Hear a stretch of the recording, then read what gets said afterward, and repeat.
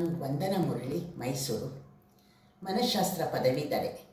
ಕತೆ ಕವನ ಲೇಖನ ಬರೆಯುವುದರ ಮೂಲಕ ನಾನು ಕನ್ನಡ ಸಾಹಿತ್ಯ ಕ್ಷೇತ್ರದಲ್ಲಿ ಆಸಕ್ತಿ ಬೆಳೆಸಿಕೊಂಡಿದ್ದೇನೆ.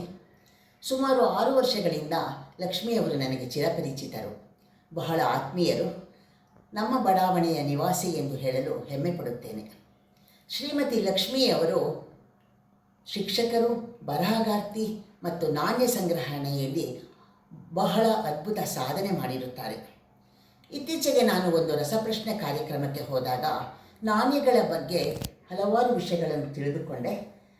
ರಾಜಮನೆತನದ ಇತಿಹಾಸದ ಪುನರ್ನಿರ್ಮಾಣಕ್ಕೆ ಈ ನಾಣ್ಯಗಳ ಏಕೈಕ ಆಧಾರ ಎಂದು ನನಗೆ ತಿಳಿದು ಬಂದಿತ್ತು. ಅಂದಿನ ಆರ್ಥಿಕ ಸ್ಥಿತಿಗತಿಗಳನ್ನು ಸಹ ನಾವು ನಾಣ್ಯಗಳಿಂದ ತಿಳಿದುಕೊಳ್ಳಬಹುದು. ಮತ್ತು ನಾಣ್ಯ ಅಧ್ಯಯನದಲ್ಲಿ ನಾವು ರಾಜ್ಯ ಮತ್ತು ಸಾಮ್ರಾಜ್ಯದ ಗಡಿಗಳನ್ನು ಗುರುತಿಸಲು ಮತ್ತು ಶಾಸನಗಳ ಲಿಪಿ ಮತ್ತು ಭಾಷೆಗಳನ್ನು ಸಹ ತಿಳಿಯಲು ಮತ್ತು ಧಾರ್ಮಿಕ ಆಸಕ್ತಿ ಮತ್ತು ಅಭಿರುಚಿಗಳು, ಹೀಗೆ ಬಹಳಷ್ಟು ವಿಷಯಗಳು ನನಗೆ ಗೊತ್ತಾಯಿತು. ಈಗ ಮತ್ತಷ್ಟು ವಿಷಯಗಳನ್ನು ನಾನು ಲಕ್ಷ್ಮಿಯವರಿಂದ ತಿಳಿಯಲು ಆಸಕ್ತಿ ಇದೆ. ಎಲ್ಲರೂ ನೀವು ಬರ್ತೀರಲ್ಲ, ತಿಳ್ಕೊಳ್ಳೋಣ. ಸ್ನೇಹಿತರೆ ನಮಸ್ತೆ. 90ನೇ ಇಂಟರ್ಪೋಲ್ ಜನರಲ್ ಅಸೆಂಬ್ಲಿ 2022ರಲ್ಲಿ ಇದು ಬಂದ ನಾಣ್ಯ. ಈ ಅಸೆಂಬ್ಲಿ ಭಾರತದಲ್ಲಿ ಸಂಪನ್ನಗೊಂಡಿತ್ತು. The international criminal police organisation, ಇದರ ಸಂಸ್ಕೃತ ವಾಕ್ಯಾಂಶ ಇದರಲ್ಲಿ ಈ ಒಂದು ಇಂಟರ್ಪೋಲಲ್ಲಿ ಮತ್ತೊಂದು ಸಂಸ್ಕೃತ ವಾಕ್ಯಾಂಶವನ್ನು ಉದ್ಧರಿಸಿದರು. ವಸುದೈವ ಕುಟುಂಬಕಂ ವಿಶ್ವವೇ ಒಂದು ಪರಿವಾರ ಎಂಬ ಧ್ಯೇಯವನ್ನು ನಮ್ಮ ಮೋದಿಜಿಯವರು ಬಹಳ ಚೆನ್ನಾಗಿ ವಿವರಿಸಿದರು. ಅದರ ಪ್ರಯುಕ್ತ ಬಂದಂತಹ ನಾಣ್ಯ 100 ರೂಪಾಯಿ ನಾಣ್ಯ. ಹಿಂಬದಿಯಲ್ಲಿ 3 ಥರದ ಎಂಬ್ಲೆಮ್ಗಳಿವೆ.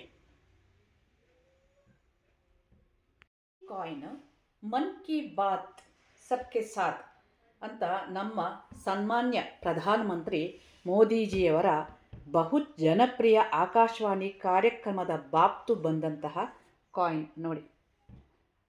ಈ ಕಾರ್ಯಕ್ರಮ 2014ರಲ್ಲಿ ವಿಜಯದಶಮಿ ದಿವಸ ಪ್ರಾರಂಭ ಆಯಿತು. ಇದರ ಉದ್ದೇಶ ಏನಂದರೆ ದೇಶದ ಜನರೊಂದಿಗೆ ವಿಚಾರ ವಿನಿಮಯ ಇದರ ಉದ್ದೇಶ ನೋಡಿ. ಅದರಲ್ಲಿ ಮಾತಾಡಲಿಕ್ಕೆ ಬೇಕಾಗುವಂತಹ ಮೈಕದ ಚಿತ್ರ ಇದೆ, ಅದರಲ್ಲಿ ಮೈಕ್ರೋಫೋನ್ ಚಿತ್ರ ಇದೆ. ಮನ್ ಕಿ ಬಾತ್ ಸಬ್ಕೆ ಸಾಥ್. ಸಂತ ಅರವಿಂದರ 150ನೇ ಜಯಂತಿ ಪ್ರಯುಕ್ತ 150 ರೂಪಾಯಿಯ ನಾಣ್ಯವನ್ನು ಭಾರತ ಸರ್ಕಾರ ಮಿಂಟ್ ಮಾಡಿತ್ತು. ಇವರು ಕಲ್ಕತ್ತಾದಲ್ಲಿ ಹುಟ್ಟಿದ್ದು ಮತ್ತು 7ನೇ ವರ್ಷದಲ್ಲಿ ಇವರು ವಿದ್ಯಾಭ್ಯಾಸಕ್ಕೆ ಅಂಥೇಳಿ ಇಂಗ್ಲೆಂಡಿಗೆ ಹೋಗಿದ್ರಂತೆ. 1908ರಿಂದ ಇವರು ಆಧ್ಯಾತ್ಮಿಕದ ಹತ್ರ ವಾಲಿದರು. ರಾಜಕೀಯ ಜೀವನವನ್ನು ಬಿಟ್ಟರು ಮತ್ತು ಇವರು ಫುಲ್ ಡಿವೈನ್ ಸೈಂಟಾಗಿ ಪರಿವರ್ತನೆ ಹೊಂದಿದರು. ಇವರ ಆಶ್ರಮ ಪಾಂಡಿಚೇರಿಯಲ್ಲಿದೆ. ಬಹುಶಃ ಇದು ಎಲ್ಲರಿಗೂ ಗೊತ್ತಿರುವಂಥದ್ದೇ. ಬಹಳ ಸುಂದರವಾದ ಪರಿಸರದಲ್ಲಿದೆ. ಸಂತ ಅರವಿಂದರು. ರಾಮಚಂದ್ರಜಿ ಅವರ 150ನೇ ಜಯಂತಿ ಪ್ರಯುಕ್ತ ಬಂದಂತಹ ಕಾಯಿನ್ ಇದು ಬಾಕ್ಸಲ್ಲಿ ಮಿಂಟ್ ಮಾಡಿತ್ತು. ಸಾಧಾರಣವಾಗಿ ಬಾಕ್ಸಲ್ಲಿ ಇದೇ ರೀತಿ ಇರ್ತದೆ, ಕೆಲವೊಂದು ಬೇರೆ ರೀತಿ, ಬೇರೆ ಡಿಸೈನ್, ಬೇರೆ ಕಲರ್ ಕೂಡ ಇರೋದುಂಟು. ಇದು ನೋಡಿ 150ನೇ ಜನ್ಮ ಶತಾಬ್ದಿ ಅಂತಂದ್ಬಿಟ್ಟು 150 ರೂಪಾಯಿಯ ಕಾಯಿನನ್ನು ಮಾಡಿದರು. ಉತ್ತರ ಪ್ರದೇಶದ ಫತೇಹ್ಗಢದವರು ಇವರು, ಮಹಾನ್ ಸಂತರು ಇವರು. ಹಾಗೂ ಇವರ ಚಿತ್ರ ಈ ರೀತಿಯಾಗಿದೆ. ಇವರನ್ನು ಪ್ರೀತಿಯಿಂದ ಲಾಲಾಜಿ ಅಂತ ಜನ ಕರೀತಿದ್ರಂತೆ.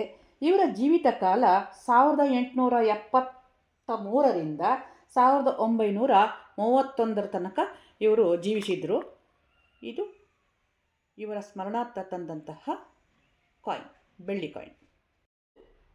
ಪ್ರಾಜೆಕ್ಟ್ ಟೈಗರ್ ಅಂದರೆ ನಮ್ಮ ರಾಷ್ಟ್ರೀಯ ಪ್ರಾಣಿ ಕೂಡ ಹುಲಿನೇ. ಹುಲಿ ಸಂರಕ್ಷಣಾ ಯೋಜನೆ ಬಾಬ್ತು 50 ರೂಪಾಯಿ ನಾಣ್ಯವನ್ನು ಸರ್ಕಾರ ಬಿಡುಗಡೆ ಮಾಡಿತ್ತು. ಆಹಾರ ಸರಪಳಿಯಲ್ಲಿ ಹುಲಿಯ ಪಾತ್ರ ಮಹತ್ವದ್ದು ಮತ್ತು ಹುಲಿಯ ತಳಿ ರಕ್ಷಣೆಗೋಸ್ಕರ ಸರ್ಕಾರ ಸಾಕಷ್ಟು ಯೋಜನೆಗಳನ್ನು ಹಾಕ್ಕೊಂಡಿದೆ. ಅದರ ಬಾಬ್ತು ಬಿಡುಗಡೆ ಆದಂತಹ ಕಾಯಿನ್ ಇದು ನೋಡಿ. ಇಲ್ಲಿ ಹುಲಿಯ ಚಿತ್ರ ಕಾಣ್ತಾ ಉಂಟು. ನೋಡಿದ್ರಲ್ಲ, ಎಷ್ಟೊಂದು ವಿಷಯ ಮಾಹಿತಿಗಳು ಲಕ್ಷ್ಮಿಯವರು ನಮಗೆ ಕೊಟ್ಟಿದ್ದಾರೆ.